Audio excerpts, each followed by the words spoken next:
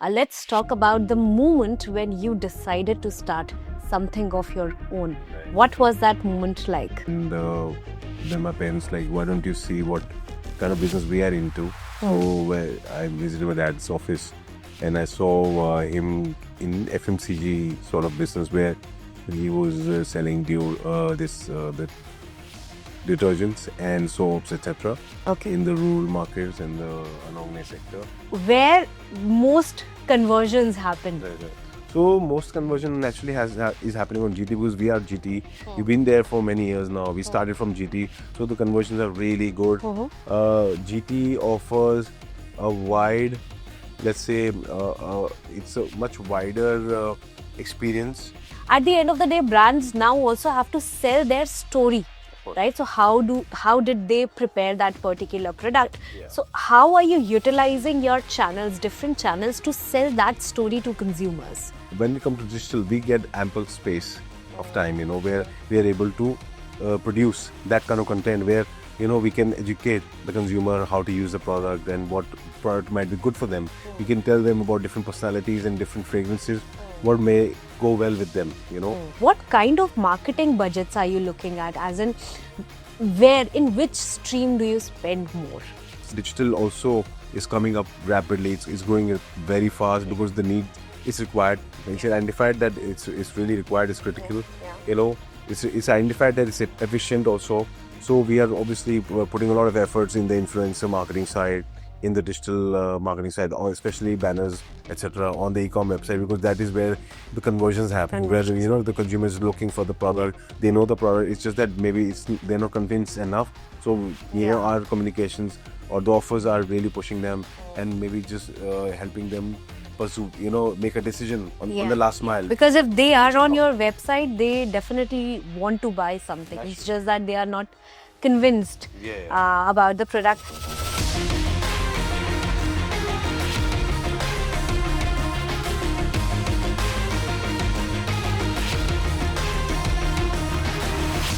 Welcome to another episode of Future Brands of India. I'm Himanshi Tiwari, and today I have the privilege of sitting down with someone who is shaping one of India's most exciting grooming brands, Saurabh Gupta, Chairman and MD of HSPL, the force behind Denver. Now, here is what got me hooked. Denver began in 2007 as a men's deodorant brand. Now it's one of India's top names in grooming. It's not just about being known.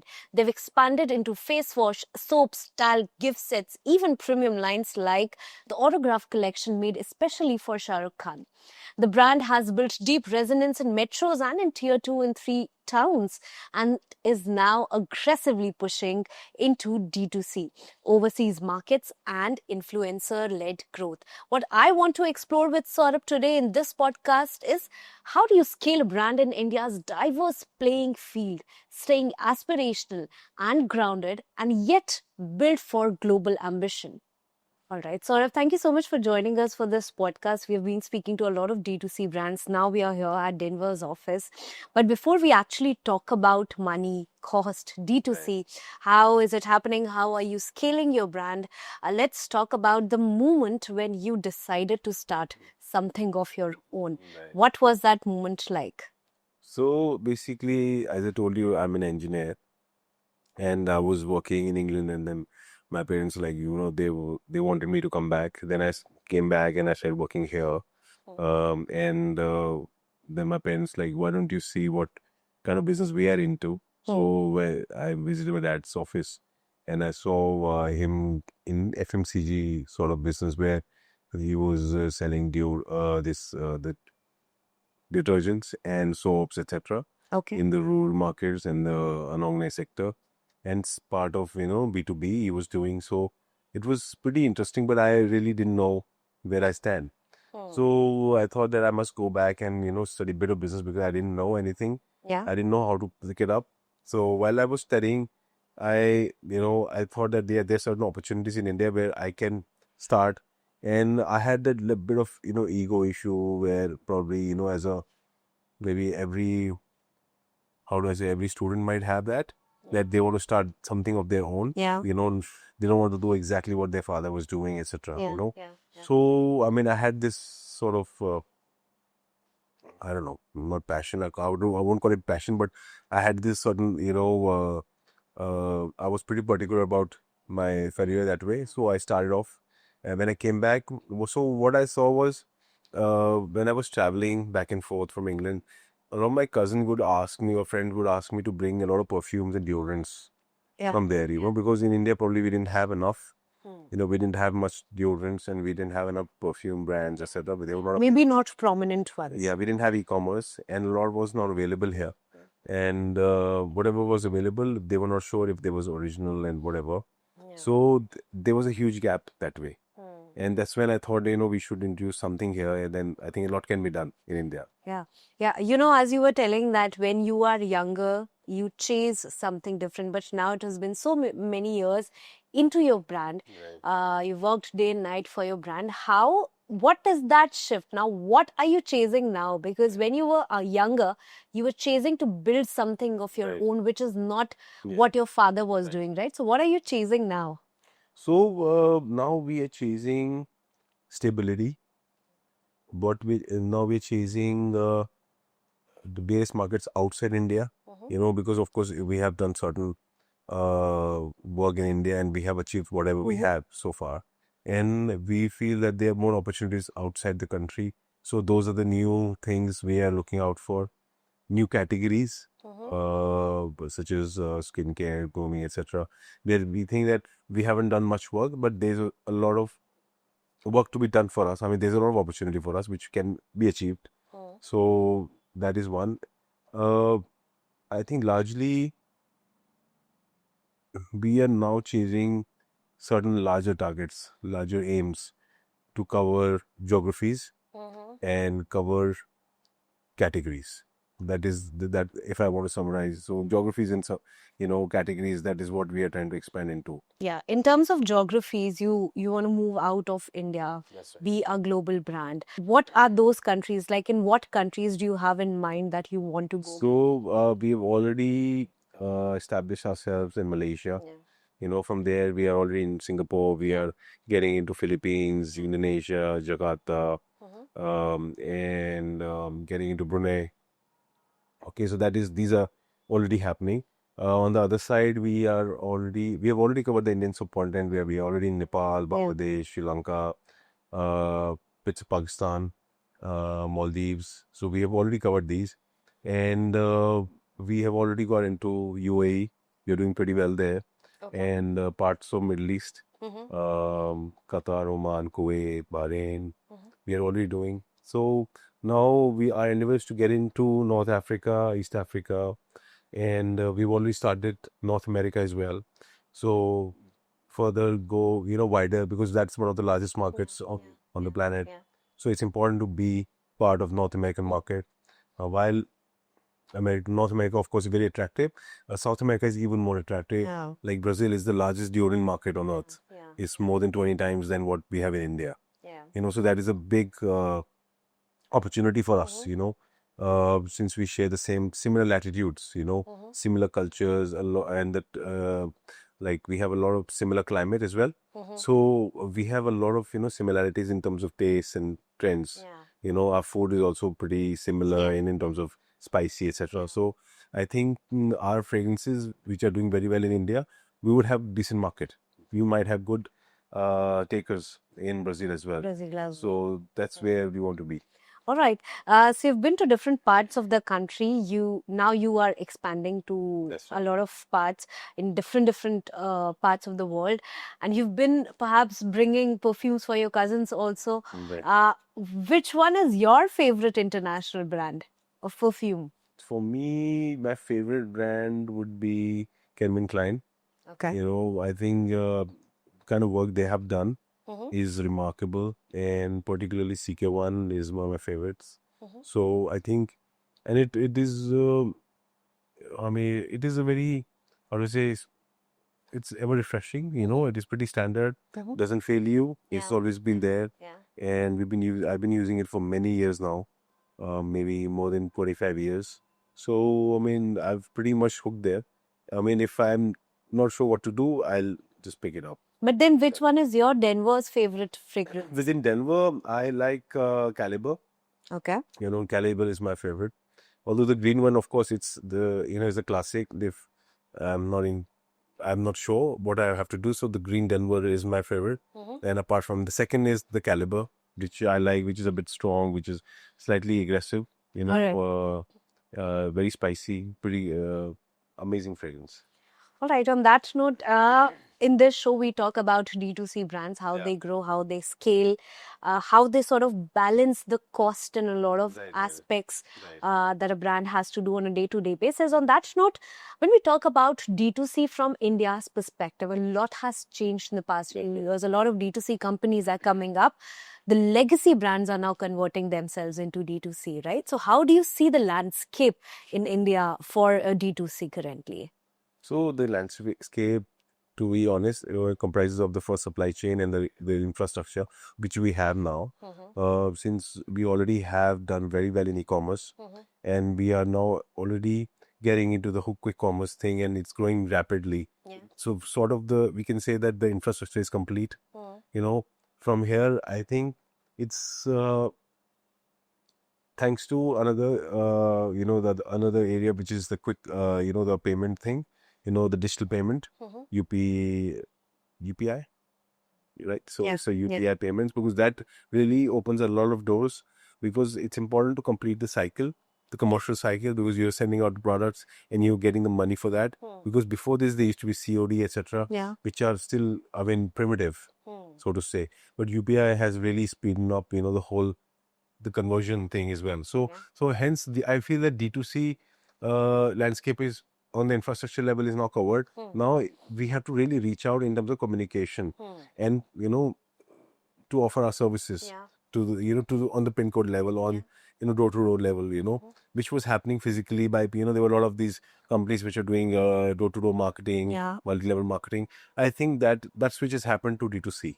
So now you can get honest products, directly from the company. That's a big deal, because I think there's a large consumer base which is not sure what kind of product to buy, because they don't trust a lot of products which are sold in the GT. They don't trust the source, or they don't trust what the product is trying to say.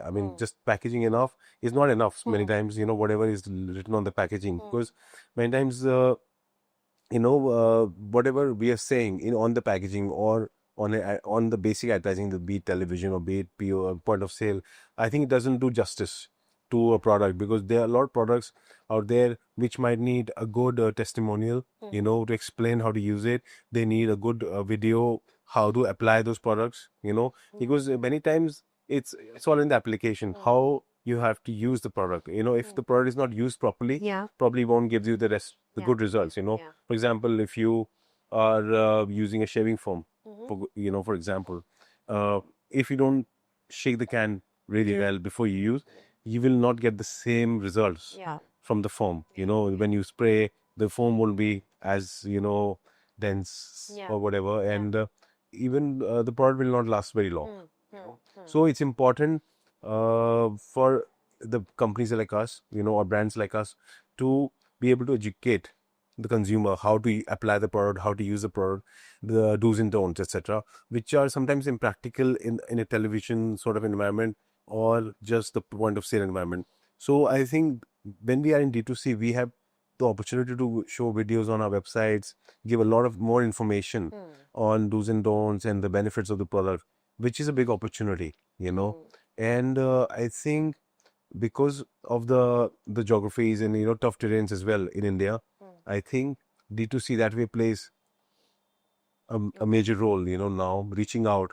And I think people are also really open to trying new things as well, because they're watching these trends internationally, be it on digital platforms, on social media, on Instagram, etc. They're seeing what products are available globally, and naturally they are curious about it. Once they're curious, of course they are expecting their regular brands, their trusted brands, to bring those trends to India. So I think they are looking up to us. So it becomes sort of a responsibility for us to be able to service them with their curiosity, and make them try new things, whatever are available in the world. So I think that is also opening up. So India is opening up from a traditional market to a more dynamic, Yeah. more fluid market, you know. Yeah.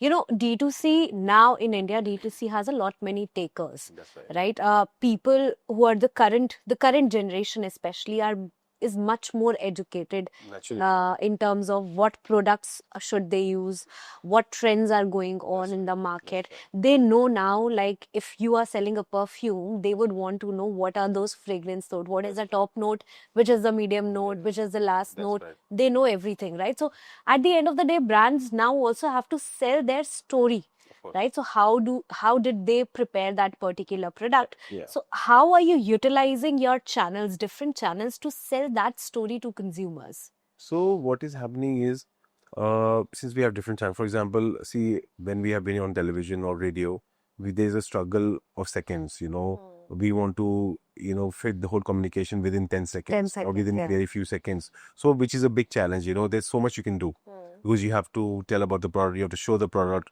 you have to give the message as well. So there's very limited screen time, and commercially it is not so viable. So when we come to digital, we get ample space of time, where we are able to produce that kind of content where, we can educate the consumer how to use the product and what product might be good for them. We can tell them about different personalities and different fragrances, what may go well with them, which helps them choose what product would be good for them, So that is one. Apart from that, when we are on offline, when we are doing offline marketing, of course, television plays a very large role. And when we are on the D2C or the e-com, so their digital plays a large role. So we get a lot of, let's say, bandwidth there, to try different things, try new things, and have a, let's say, more comprehensive, more dynamic marketing mix. So that is critical, because so while we are obviously, releasing this communication, we are also learning as we are working on it, because sometimes on offline, we find some new messages which are effective, and when we cross pollinate these messages, and from offline we bring those messages to online, or the digital messages go to offline.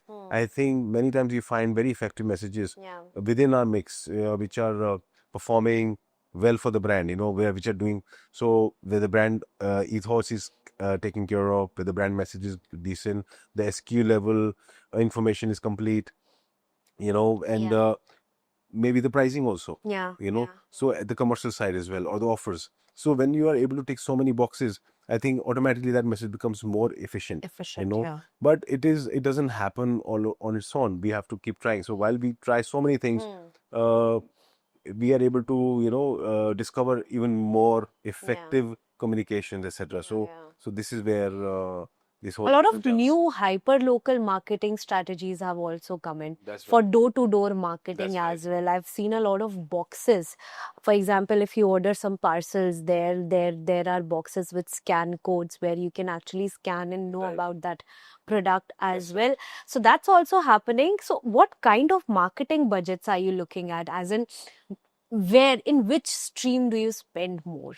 See, I mean, we have actually come from the traditional side. So initially we were a GT heavy company, and we got into e-commerce in 2017. So before that, naturally, GT was big. And today also, for the Indian landscape, GT contributes upwards of 60%. It is the largest pie, So to reach out to these people, television is the most effective, to be honest. And we've already been on television for many years. So television still takes the front seat, in our campaigns, in our marketing mix. But now digital also is coming up rapidly. It's growing very fast because the need is required. It's identified that it's really required. It's critical. It's identified that it's efficient also. So we are obviously putting a lot of efforts in the influencer marketing side, in the digital marketing side, especially banners, etc., on the e-com website, because that is where the conversions happen, where the consumer is looking for the product. They know the product. It's just that maybe they're not convinced enough. So our communications or the offers are really pushing them, and maybe just helping them pursue, make a decision on the last mile. Because if they are on your website, they definitely want to buy something. It's just that they are not convinced about the product. On that note, how has been your growth in the past few years? And also, what are those strategies that sort of worked in your favor? Right. So with the strategy to be honest, has been multi-pronged. Primarily, as I told you, different channels. So capitalize on different channels, so be it GT, be it modern trade, be it e-commerce, be it D2C.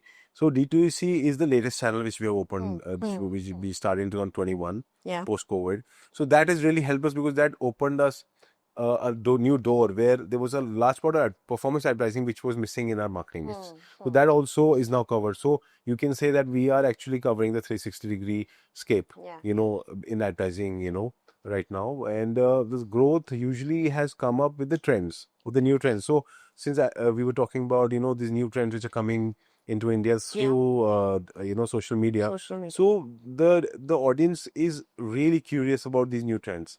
And many times they have not even experienced these fragrances, They might know oud as a word, but they have not really experienced the real oud, Yeah. So they have smelled something and maybe that brand named it as oud, but it might not be Yeah. the real thing. So it's our responsibility also to showcase and to bring them the real oud and we make them experience those products. They're really looking up to us that way. So I think those trends, so fulfilling those trends, while we're doing that, we're also trying to take the brand to the vernacular level, because what we're doing is regional campaigns. Like we're doing specific campaigns in South India, we're doing specific campaigns in East India. So that is also helping us go further, deeper into the nation, because the country is so vast and diverse. So it's important to take the brand local, and give them a very local sort of a feel where they are able to embrace the brand. It's like reaching out. I mean, who does that first? So the idea is that I think that as a brand or as a marketer, we have to extend our foot, forward first, Yeah. and extend a hand towards the consumer and create products which might suit them. Yeah. So that is where the trick is. So it's important to catch the trends and give them a personalized sort of experience in a certain way. Yeah. For example, South India, we have they like a lot of sandal. Yeah. So we have created products which are very woody and spicy and sandal oriented, which are which might seem very local as well. So it's important to speak in their language, make them comfortable with the brand rather than imposing something. So I think that is really working for us. All right. So, in terms of numbers, where do you see more numbers in terms of now you have your own D2C channel as well? You've been on e-commerce, you've been on quick commerce, you have physical stores as well.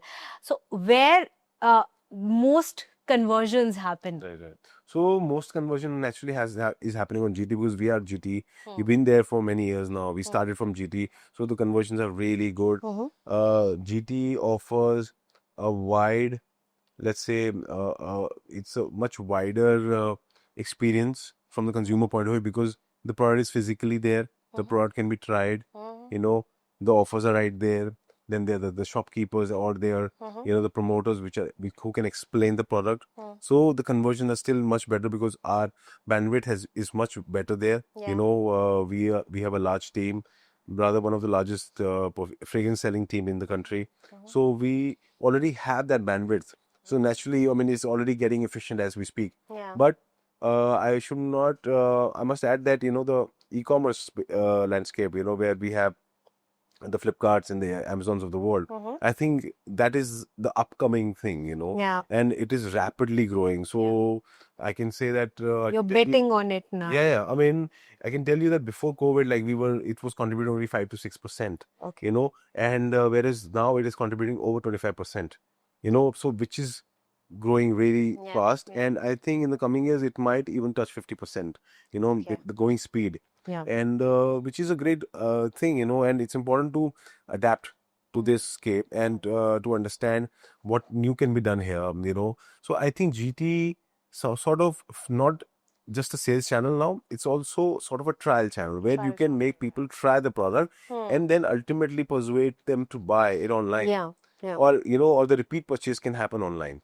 That is I think that's the trick now. So I think from GT you can make people try the product and ultimately to convert, then you can bring offers and reach out to them on e-com. I think that's the trick now. All right. Talk to us about your new collection. That's perhaps coming for men. And also a very important question, like how do you define a Denver man? Like how do you define that? Right. So, see, a Denver man is basically an individual who is pretty serious in life towards his own career, and so it doesn't mean that person is serious, is not Mm. flamboyant, is not going out, etc. But it's about that he's serious about his career. So, to a person where success means something, because I mean, we He's stand a for go-getter. yeah. So, I mean, success is the sort of root for the brand. Yeah. We are the saying, or you can say Denver stands for successful people, and it's important to be relevant to the consumer. It's important to be relevant there, and that consumer must understand for success and be serious about that. And then we have products for the needs, so we have developed products. For example, we have done an autograph collection with Mahesh Babu recently, which has been fantastic experience, while from the development, from the celebrity side, from his office, it was very supportive, where they help us really understand what he likes, what he doesn't like, and curate that into the fragrance side, what fragrance he's already using and what generally kind of products he's using. So that really helped us to define these new products, and while we did that, uh, the fragrances are also reflecting, since they're reflecting that celebrity's personality, they are sort of reflecting the successful aura of the celebrity, which people want to experience. And usually that aura is very bright. It's too bright, the fragrances they have fantastic throw, for example, you spray it and you from a distance you can tell that someone has used a certain kind of fragrance, and it's not a common fragrance. uh, from fragrance, people want to define their personality. They want to be differentiated. Among the crowd, they want to be different. While they are different, they want to be impressive. So that is the trick here. So I think these autograph collection which we have launched really ticks a lot of those boxes. All right. You have also Shah Rukh Khan connected with Denver, right? Talk to us about that. So see, Shah Rukh has been with us for many years now, and it was a wonderful experience. Of course, I mean he's the star of the country, rather star of the world now. He's been doing so well, and I mean, he had so many imports as well. I mean, the best part was, of course, he was pretty agile, and he also brought a lot of ideas and a lot of his own personality to our communication, to the brand as well. He lends a lot of character to the brand, and I think Denver has a lot of similarity. Yes, similarity, and it owes a lot as well to Shah Rukh somewhere, because he, while he was lending his character to brand, he was also holding Denver's character together, where we talk about success. And I think he himself, coming from where he did, and swimming upstream, and really climbing the entire mountain, of his career, and be on the pinnacle. I think it's himself is resonates. And I can say that he is one of the most successful celebrities of the world now. And who better than him? When we are talking about the real center of success, I think he is the center of our success also. Okay, that's so thoughtful. It's a nice way of putting that, actually. On that note, how did the negotiation happen? I mean, how did you convince Shah Rukh to come on board? How was the conversation like? To be honest, it was pretty professional. I mean, he has a very professional office, and we have, a professional team through which we've been working with, and I think he already knew about us because we were advertising aggressively, and we've been there for many years. And before Shah Rukh had joined us, we had Mr. Saif Ali Khan. He was representing, he was endorsing us. So, I mean, he already sort of knew about us. And the best part is he had already done his homework. His team has already done so much of homework on Denver that it didn't take much, really, because I still remember what he said, that he likes the way Denver is projecting itself. Hmm. It is not doing the regular stuff Hmm. like the chick magnet. So Yeah. it is not behaving like Yeah. chick magnet Yeah. Yeah. and has found its own niche Hmm. and its own personality within the crowded world, Hmm. you know, and is holding its value strongly, Hmm. you know, which Denver is doing till Yeah. today, you know. Yeah. So I think that resonates a lot. So I think personality wise there are a lot of similarities, Hmm. you know. I think you know, if you, of course, you know, we must have seen him Hmm. on you know, on the content or maybe personally. Yeah. So he's already very, you know, courteous person, very chivalrous, Yeah. and you know, Yeah. kind-hearted. And I mean, it is real. Yeah. You know, it is really not just on the screen, but that is That's reality. that's him. You know, Yeah. and that really resonates perfectly with Denver. You know, and Denver also really stands for that. Yeah. You know, one of our new commercials where we had, you know, him saying that success should not go to your head; it should go to your heart. Cut. I mean, it is so seamless. Yeah. As if, you know, Shah Rukh is saying, I mean, he's giving it to the brand, and the brand is also embracing it Yeah. and giving back to Yeah. him. Yeah. So it is rubbing on both of them, Yeah. you know, equally. Yeah. In terms of ethos, Yeah. both sides were Yeah, equal. and seamless. It is not sort of, you know, it is not how do I say, pretentious. Pretentious. Yeah. You know, it is so seamless. You know, it is so natural that I think that is the real thing. You know, because today's consumer and the audience can see through you, C3. even as a brand. Yeah. You know, whatever you are doing, whatever, you know, you're communicating, your behavior, etc. I think the consumer can see through you as a brand. You know what you're really saying and what you're really, where you're pretending. You're really Yeah. Yeah. over. And you this know, is where most brands fail these days, right? Like if I play a devil's advocate, you know, it's been said that when it comes to celebrities, relying on celebrities can sometimes overshadow your brand as well, right? If someone starts recognizing Denver as Shah Rukh Khan, then that would be a problem. So how do you sort of create that balance? See, I'll tell you something that what you're talking about, I've not experienced it yet. Though we've been working with so many people for so many years.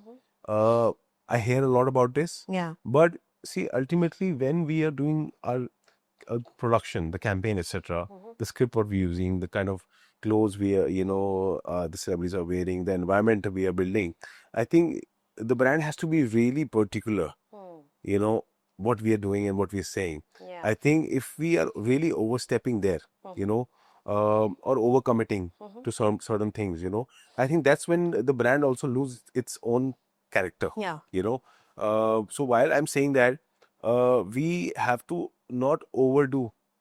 For example, when we are working with Shah Rukh, so we don't have to really go overboard and really dip him into the brand. Brand, yeah. You know, he has to be out there and really endorsing, you know, from the external periphery. You know, if he goes really too much into the core of the brand, that is where the problem lies. His personality should be intact even on sets. Yeah, naturally. And the brand has to maintain a certain distance. You know, maintain a certain distance.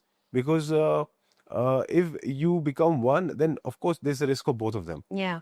So if something goes wrong, if a brand does something wrong, then of course it reflects on him or her, you know. Yeah. So that also a larger risk because we don't want that. No, none of us wants that, you know. Yeah. Similarly, you know, if you know something is going on in their life and that reflecting us, the brands will also might not, you know, expect that. But it's important to you know, be sure that you know you don't have to cross that line. Yeah. You know, where brand and the face, they are indulging too much. Yeah. You know, overexposure.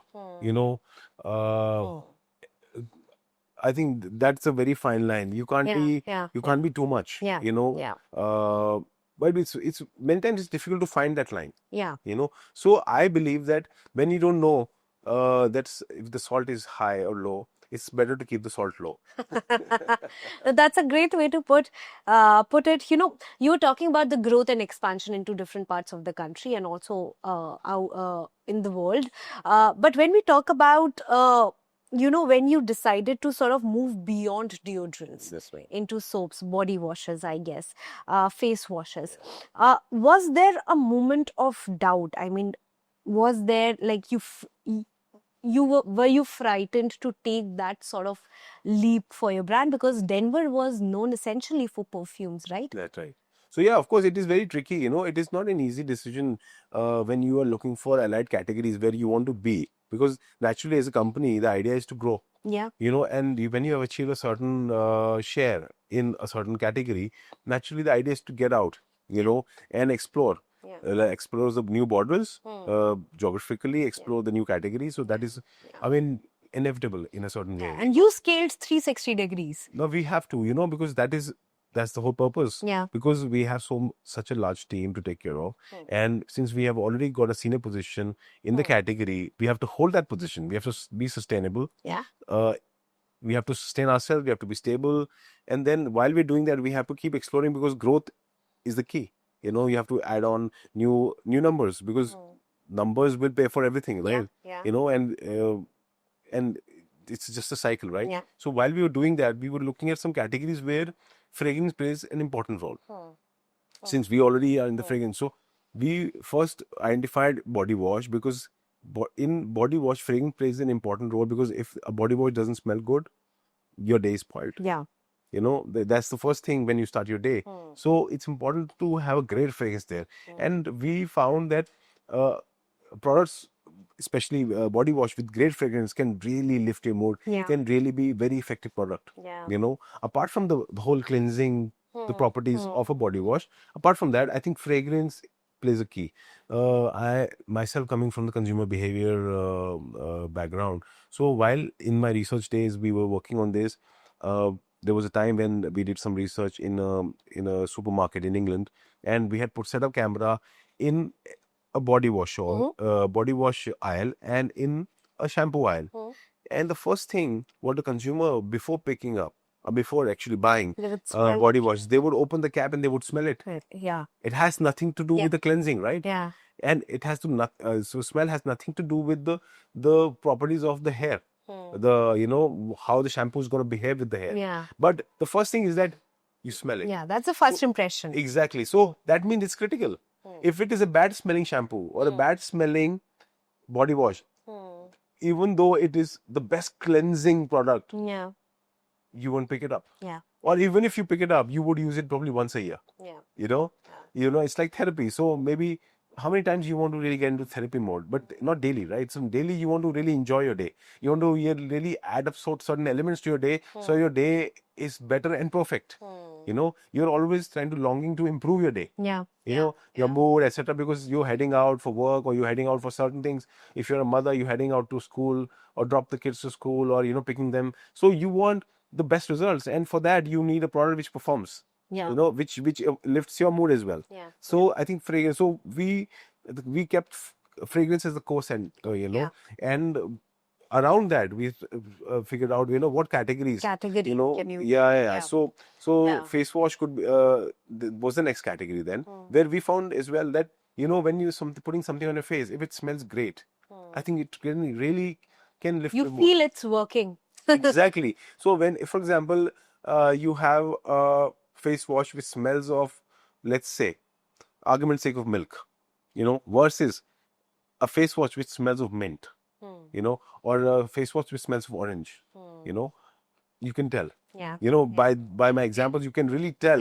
where your mood will be, sticking to, so you would like to go for fresh notes, you still don't mind putting fruits on your face. Yeah. Yeah. Rather than milk, because it probably not smells the best. Yeah. So that's where, but we can still create products which have values of a milk face wash, but would smell like an orange. Yeah, no, absolutely. See, you were also talking about penetrating into tier 2 and tier 3 and going local. That's right. Perhaps, but was there any bottleneck you faced while going local? Because of course, different people want different things.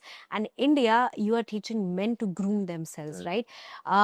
Grooming brand for men is absolutely different from a grooming brand for women, right? That's perhaps easy to get into the market. Probably. Right. So, was there any challenge or bottleneck? Oh yeah, of course, it is very difficult because you see, if you look at the whole architecture of the brand, we have on the top, it's like a pyramid, and on the top we have a single communication, a single character, then what is a personality, Hmm. you know, and now how to speak different languages Yeah. and how to reflect in into different categories. When we are going local, when we are getting different categories, for example, we're talking about success Mhm. in the fragrance side, we're talking about real sense of how to bring this to Mhm. grooming. Mhm. That because in grooming, they're USPs, they are key ingredients. Hmm. They really don't work on fragrance. Hmm. They work on, let's say, if a charcoal face wash is there, then they're talking about whitening face wash, or they're talking about clay face wash, or they're talking about scrubs, or they're talking about orange, or they're talking about vitamin C. So here, no one is really talking about fragrance as such. So how to Yeah. pitch, Yeah, and men apparently only have charcoal face washes in their washrooms because that's what all the brands are selling. It's not like that. Actually, honestly, when we did the research, we have our consumer research team. When we deep dived into this whole subject, charcoal is a product which men are really familiar with. Hmm. You know, technically they understand the product, you know, and they have sort of come across it, you know, in their chores or whatever you can say. A lot of people talk about charcoal filters which are used in the water filtration, you know. So somewhere men, you know, they are more, Resonate with that. yeah, men are more, let's say, they're acquainted with charcoal. And since they are acquainted, they already understand what is the power of charcoal. They find it more effective. You know, it's principally they feel that it is a very effective detox material. You know, which it is. You know, and it is inert in nature, and I think that's where it is, and it is something to do with the color as well. Yeah. So it usually comes in grays and blacks. Yeah. And maybe I mean what we've seen, men find it effective. That maybe it's black, it must be really effective. It's like, you know, it's like how, you know, the green juice, you know, Okay. which is not so good looking, But yeah, if has the it best values. yeah. Doesn't taste the best, Yeah. but you know, but is the detox, you know, etc. So I think That's the interesting. odd, you know, the odd colors many times they also reflect effectiveness, you know, and but that is resonating. It doesn't go so well with women though. Yeah. You know, Yeah. like women, for them, you know, caffeine is doing well, for Yeah. them orange is doing Yeah. well, for them honey is doing well. But I don't think a man would associate himself with a honey. Really, I mean, it's a bit too cheesy, I guess. You know. Yeah, I think we'll have to put this part for promo and ask men instead what do they prefer. Definitely, I think we must. Yeah, We that must. would be a research for you as well. Naturally, I mean, it'll be fantastic to know and their thoughts, you know, and it'll be exciting to work on them. Yeah. All right. On that note, let's talk about the technology part. Like when we talk about D2C, I'm sure a lot of through D2C, you get to decide like which categories to introduce, what are people liking. So, what is that technology and how is it helping you in your innovation part? Right. So what we've done is we have created our own consumer research team. You know, these are some very senior professionals from the research industry, and they are doing. You know, we do our own research. We do one-on-one interviews with the consumer, and really, we do actually thousands of these interviews, and that gives a lot of insight into what they're thinking, their buying behavior, their general lifestyle, which really gets gives us a lot of insights and a lot of tips what kind of products we have to build and how to build those products, you know. So that is a key thing. Secondly, the data coming from e-commerce, where there's a lot of feedback, because the best part is that from e-commerce and digital advertising, you know, you get a lot of feedback, you get a lot of reviews, you get a lot of ratings. So that is really helpful. So that it gives an opportunity for A/B testing, you know, testing the products, different formulations, different ingredients online, see what people are talking about, what people are preferring right now. Let's say, I mean, at the moment, people are talking about a lot about vitamin C.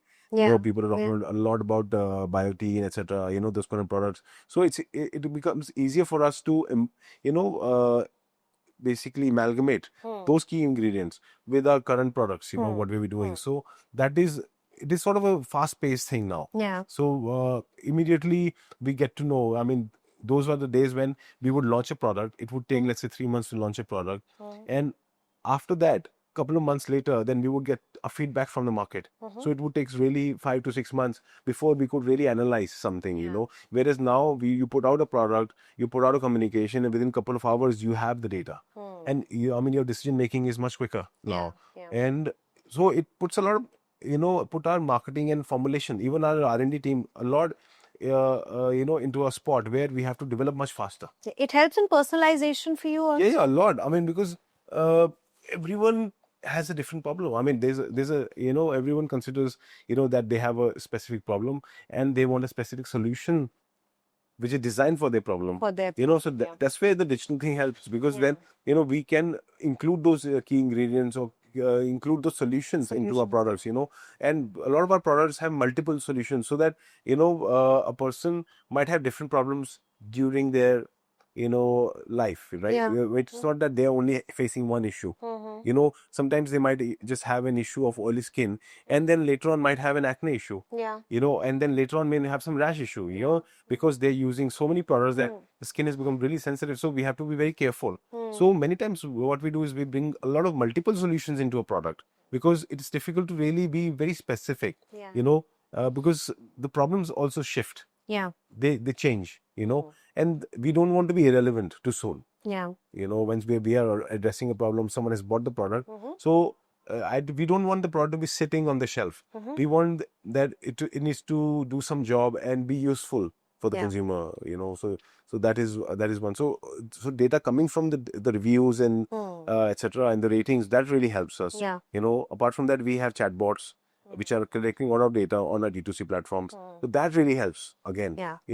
Looking into new trends. Because people are asking, do you have this? They're asking, do you have certain products? And also, what do they search on your website? That's right. That's right.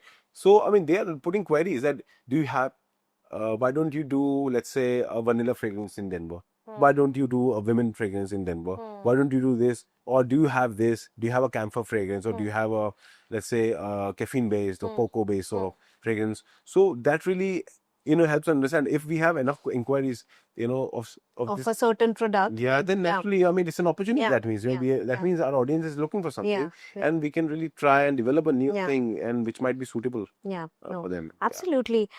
See, in this podcast, we have spoken about everything from 0 to 100, literally about the brand. But now, as we are moving towards the end of this podcast, let's talk about you, your leadership, the mindset. So as MD and chairman, how do you sort of split time between thinking, when we talk about thinking big, and also you're managing your day-to-day personal life as well? Because So, I mean, what happens is, usually what I do is, the first half of the day, I usually keep for the creative work, for new ideas, because that is, when the mind is fresh, etc. You have these new ideas coming in, and everyone's coming from home, and they have slept over certain things, certain issues which we had the day before or the last week. So when they've slept over, certain problems, they have solutions. So I usually keep the first half for ideation, for the problem solutions, and the second half usually for operation. That's how I sort of divided, because when you are early in the morning, you have these fresh ideas. When you're traveling to work, all those ideas are coming into your brain, and it's not just mine, all my team, all my marketing team and the R&D team, they are coming up with these ideas. And, in their free time, they sort of, searched online something, some solution they have come up with. So that's a good time to open the funnel and basically collect all those ideas and jot them down, so that, I mean, and there's usually very good ideas which come in the morning. It's a good time, because by the end of the day, you are sort of faded. You are really tired and you're faded, and you are just in the grind, and you just want to do the operational stuff, mails, etc. I think morning is a good time for ideas. Are you also one of those leaders who perhaps is a part of 5 a.m. club? Wakes up at 5 in the morning. Part of the 4 a.m. So we have a 4 a.m. and 8 a.m. club. Okay. So I do that. Many times I come to office, or very early, and just do my work. I have a small office at home as well. Okay. Where I get up early and I do a lot of my, because I think it is part of the Indian culture. Yeah. Now it holds a Brahma Muhurat. Yeah. Waking up in the Brahma Muhurat. Of course, what's that one ritual or habit that perhaps keeps you grounded when the chaos is happening around you? So when the chaos is happening, forget the watch.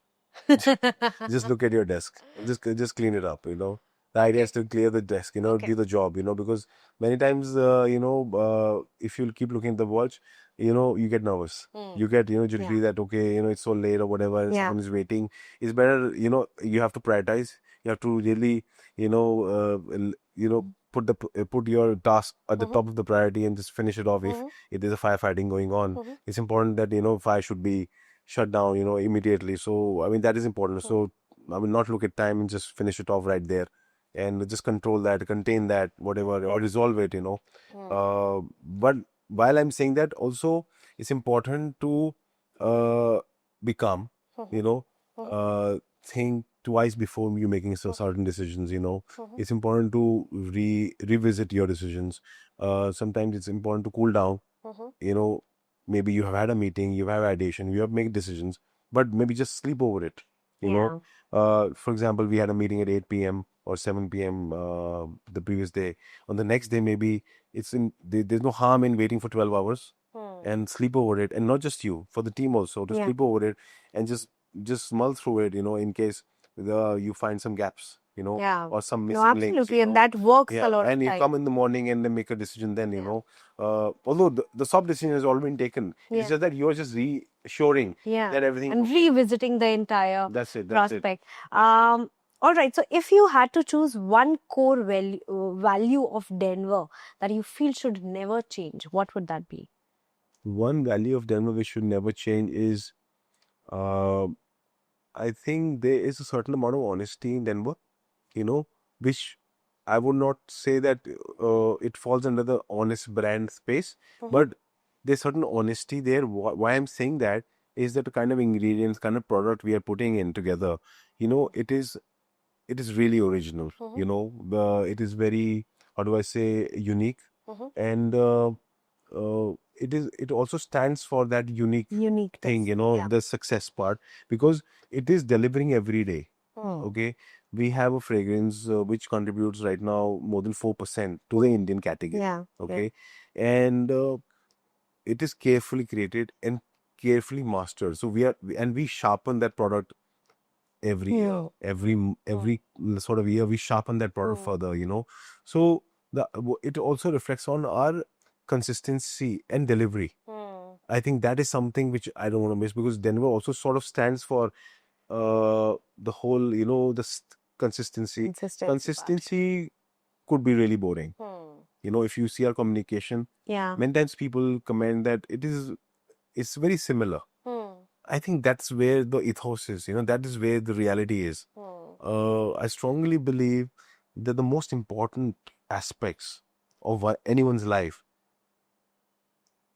could be seen boring, but they are even more important. The more boring they are, the more important they are. Important they are, yeah. Like waking up early, going to yoga, doing your work. Maybe it might get boring. The most beneficial ones. And they are the most important ones, you yeah. know, eating on time, sleeping on time, going to work, etc., or maintaining your relationships, with your parents, with your children, with your partners, etc., with your work colleagues. It might seem boring, but that's where the life resides. Yeah. That's where the consistency, and that's what Denver stands for. Yeah. The consistency part. So that is what I don't want to lose. Yeah, very beautifully put. Lastly, as we are now closing this conversation, see, in any market currently, there are a lot of competitors. There are going to be competitors, a lot of competitors in the future as well. So if you had to write a letter to your competitors, future competitors, what warning or insight would you give?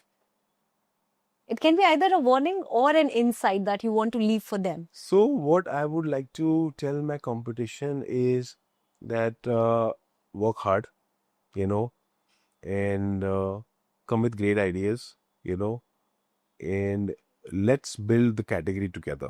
Because as an individual, I strongly believe that one single person cannot own a category, cannot build a category. One single person, it has to be a collective issue, collective measures, collective support.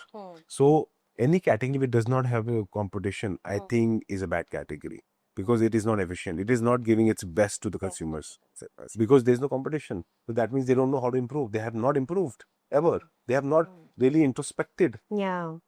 They never got an opportunity because they were never challenged. Right? So I really believe that the more competition plays, it makes us better. Because since they're challenging us on every aspect, I think it give us an opportunity to work on every aspect and keep us on our toes. I think if the competition keeps us on our toes, I think we'll do well. Yeah, no. Of course, So it gives you a reality check. that's right. So work hard. Yeah. Work hard and give your best shot and keep innovating. Keep working hard, keep advertising, etc. Because many times we're faced in the past, during COVID, etc. And before that also, then many times the competition just stopped advertising, stopped talking. That was a tough time because it was just a few players. Like, for example, there was a time there were like maybe 15 or 20 advisors, and then it became like 5 or 6 advisors Yeah. who were active. So it became very difficult to drive the category Yeah. just on the shoulders of those 5, 6 5, 6 players, players, yeah. because it becomes really difficult to cover up the whole scape, doing outdoor advertising, doing radio, doing digital, doing television. So it's important to hold the category together. Keep working.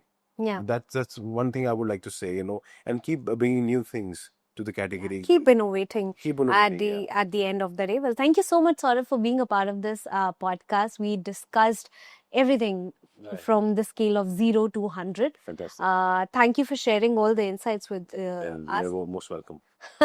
All right, and to our viewers, stay tuned for many, many more such interesting podcasts only at ET Studios.